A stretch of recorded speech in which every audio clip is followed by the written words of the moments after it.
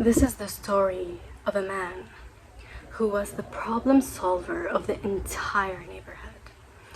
Every person, women, men, children, would seek him and come to ask him for all the solutions that they need for the problems, and even for him to tell them actually what the problem is when they don't even know what their problems are. Everyone seek out to this man. This man, as I said, is the problem solver. Everyone believes in him to always give the right solution. It always works. No matter what solution he gives the right answer. And everyone's problem gets solved. And everyone becomes happier and lighter and basically more comfortable. But there's one problem. This man is able to solve everyone's problem except his own problem. He's not able to find solutions for his problem, and most of the time he doesn't even notice what's wrong. He just seems stuck. He knows there's something wrong, but he doesn't know that he needs to change something. He doesn't even see it. Now this is the end of the story. The story of this man is a story that happens a lot around the world, of people that are always the ones sought for to give solutions to others, to give them word of wisdom, something that they say to others because others believe that this person know how to solve problems, know how to find solutions for anything. And in this story that happens a lot around the world, the same thing happens.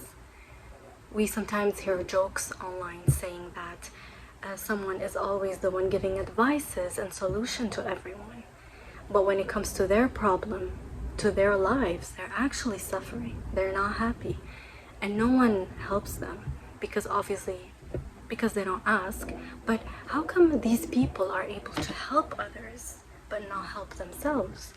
They can see, they're gifted, they can see all the patterns, all the behaviors, all the reasons that make people have problems. Sometimes on an individual level, and sometimes in the relationships and in families, or any kind of interaction between more than two or one human being. He sees the patterns, he's gifted.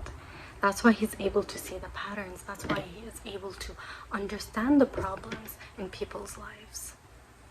He sees the patterns, therefore he understands where the problem comes from and what's the right solution for it. But he doesn't notice these things for himself in his life. That's what I call being conscious to the outside world, but unconscious of your inner world. Most likely these people are always able to notice everything outside. They're very conscious, aware, and awake in the outside world. But when it comes to them, they never notice. They never notice. They literally don't see it. How can someone who is able to solve everyone else's problem and solve it right not be able to even notice his own problems? So that was very interesting for me to notice.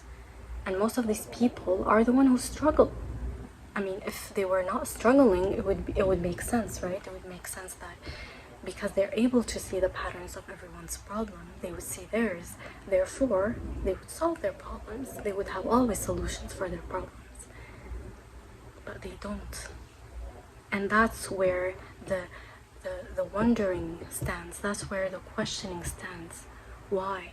As I said, because they're mostly aware of the outer world. Another close example to this is when people always see the mistakes of others but never see their own mistakes. It's the same thing, aware of the outside world and unaware of our inner world. I see what they're doing and I see it that they are wrong, or I see the mistakes that are leading them to be wrong in my eyes. But when it comes to me, I don't see it. And that's why also a lot of people they act as if they're right and they know they're right and they're only blaming. Now this goes into more details into any situation. There's always the right and the wrong. There's always the right and the wrong in each person. This is normal. Most of the time people are equally right and wrong, or both right in one way or the other. But what I'm talking now really is from the person's perspective, really what they see. They see everything outside, every detail, and they're right, but they don't see themselves. So that makes us question ourselves and actually wonder how many things I am noticing in the outside world, but I'm not noticing in myself. How many things I'm noticing in someone outside, like let's say a specific behavior that is wrong, and I myself do it. Now, people who usually see patterns and really are very conscious and aware of the outside world, usually they would reflect it back on them. But the things that they would not notice is the things that perhaps they're not even seeing in the outside world. But they have the skill to reflect. They have the skill to see the pattern and really understand where they have to fix and what the problem is. So this brings me, I was saying all of this, this brings me to tell you the importance of someone going within. And obviously, I am someone like that. This example I'm just bringing you is from my own experience. I was very conscious of the outside world. I would notice everything, every behavior, every action, every word, everything that people do, and understand why they do it, and why they want to do it, and what's the solution for it, whether it's on their individual level or in their relationship. Whether it's a stranger, I would notice right away. But I would never notice myself. I would very much be thinking about my behaviors and to better myself, yes. I was always like evaluating myself on a daily basis because again, I think deeply. But there's a lot of things that slipped my mind and I never noticed them about myself. And that was because I was very focused on the outside world. Even the things that I was fixing in myself, it was in relation to the outside world. Because I see it outside, I see it here, so I try to fix it. Or because something is bothering me in the outside, I see what I can change and I fix it. But what about the things that have nothing to do with people? The way I feel, the way I act, or the way I deal with my inner world. I never noticed it was happening, but I was unaware of it. It should happen because it happens with everyone. But I was unaware of it. I would not pay any attention to it. I didn't even know it existed. But if I didn't have that much attention to the outside world, I would have been okay because that's how I am, the way I am. I just don't pay attention to these things. But I was very much focused on the outside world and I was noticing them and I was most of the time right, but not doing it for myself. I was very much conscious of the outside world, but not of my inner world.